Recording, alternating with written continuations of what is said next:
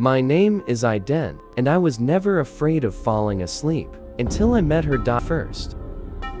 It was just an ordinary dream. Dark, hazy, like a half-remembered thought drifting through exhaustion. But there was one figure, one face, that kept appearing. She didn't move, didn't speak. She just stood there, but her presence felt like guilt, quiet, heavy, and unspoken.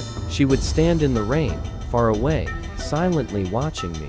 Every time I tried to get closer, the dream would shift, streets vanishing beneath my feet, lights dimming, sounds warping into distant echoes. But she never moved, always calm, like she was waiting for me to remember something I'd long buried.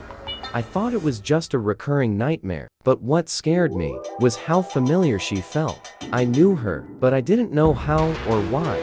Then one night, I found myself dreaming of my childhood bedroom. Every detail was perfect: the glow in the dark, stars on the ceiling, the tiny crack in the closet door, even the distant hum of the old fan I used to fall asleep to. But something was off. I wasn't just remembering, I was being shown something.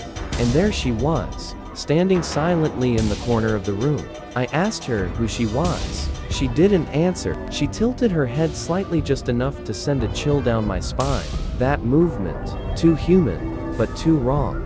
Then, for the first time, she spoke. "You've been lying to yourself for too long."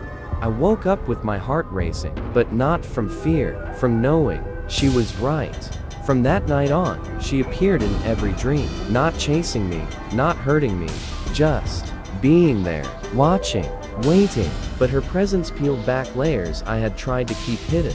She began showing me things I didn't want to remember, arguments I never resolved, faces I'd let down, promises I abandoned because I didn't know how to keep them. She wasn't there to punish me. She was there to make me see. And the strangest thing, I started waiting for her. Because in the real world, people only wanted the best version of me. But in the dream, she saw everything I really was. Unfinished, worn out, flawed. And somehow, she never walked away.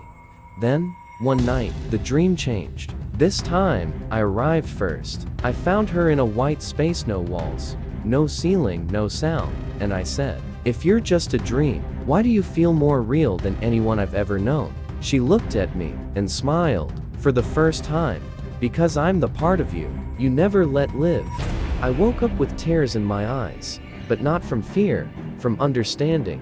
Because sometimes, the shadows that visit us in our sleep aren't there to haunt us. Sometimes, they're the parts of ourselves we've been hiding from for far too long. If you ever dreamt of someone you couldn't explain, maybe they weren't a stranger, maybe they were just you, asking to be seen.